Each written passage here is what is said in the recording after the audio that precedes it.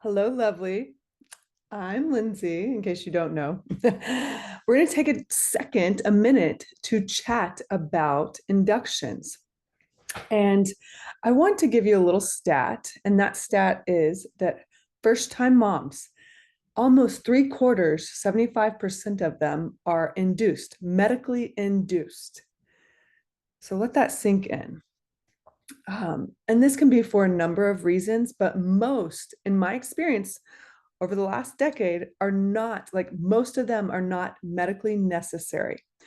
True medical induction, I feel, is very rare, and it can happen with things such as fetal growth restriction, and even that category needs needs some revamping, some like digging into. If you've had that label or diagnosis, please reach out to me, reach out to Dr. Stu Fishbein at Birthing Instincts. Check out his podcast number 362. He also has another podcast with a MFM, a maternal fetal medicine doctor, I believe his name was Emilio. And they talk about that and how that phrase and diagnosis is overused a lot. So anyways, if it's a true FGR, fetal growth restriction, then that might warrant an induction. If it's a true placental abruption, that might warrant an induction. Or if there's some sort of infection, that might warrant an induction.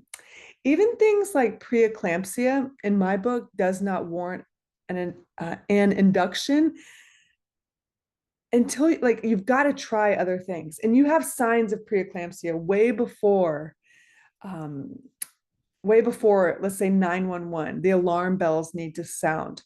And this is why your nutrition prior to pregnancy, your nutrition during pregnancy, your nutrition right now matters. So put the minerals in your water, take the electrolytes, eat your protein, eat the salt, like it matters.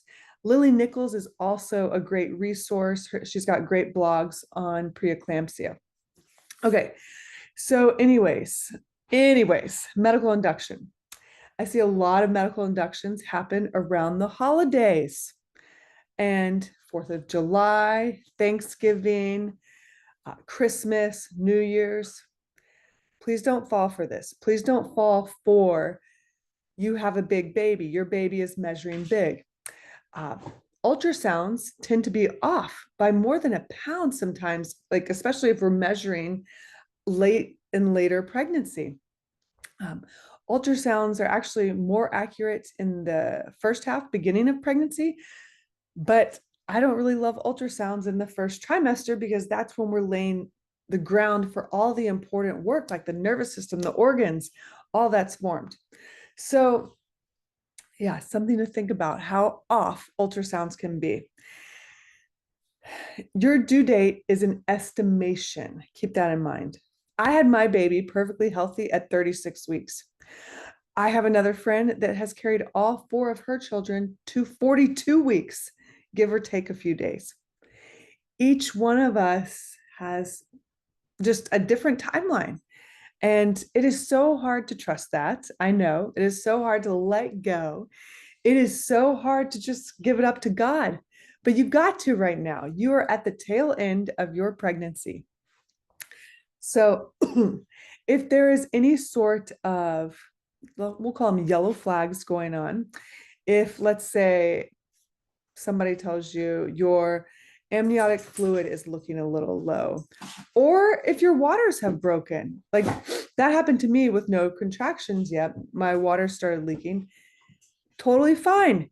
You can, like most women, over 85% of women go into labor within 2 to 4 days of their waters starting to break, leak, that sort of deal. And by all means, don't let anything up and in your vagina once your waters have started leaking. No vaginal exams, no sex, none of that, because that only increases your chance of infection.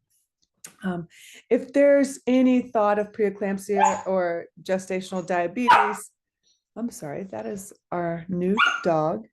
She does not know how to behave yet, what I'm going to call. But reach out. Let's see what we can do together, like what you're open to, if there's alternatives. The acronym BRAIN, benefits, risk, alternatives. What does your intuition say? And what happens if you do nothing right now? Maybe do nothing for 8 hours and then reevaluate the situation. Those are all things to think about. Induction, there's many different forms of induction. We're gonna let her out. And they can be medical induction, they can be natural induction. So for some reason, your provider is threatening an induction. First of all, you don't have to show up. I had an amazing mom. She was geriatric. I want to say she was like 41, 42. I was trying to remember her age. And I can't really remember the why, see, because it's not that important. But they wanted her, she came in for a non-stress test on a Friday, and they wanted to induce her. And the non-stress test was fine. In her body, she felt fine. Her and her husband were like, this is like, we're not really down with this. She just up and walked out. And it was amazing. She up and walked out. Granted, she's 6'2", so nobody's really going to say anything to her. And then labor started that Sunday. This was way back when I was being an active doula. So I got to go to her house Sunday night. We went to the hospital probably around midnight. She had that baby by Monday morning. It was an awesome birth experience. So know that you always have a choice and you always can walk out. You can always walk away. You can always say no. It's your body, your choice. That doesn't stop when it's not convenient. All right. So I think I've hit everything. Y'all know I can go off on tangents, but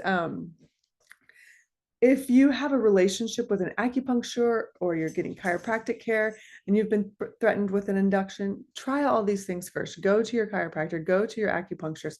You may need to get an adjustment every day. I've seen women twice a day, if their baby's breech or they're trying to get baby to come, that sort of deal. So keep in mind that there are options when the word induction is floated in the air.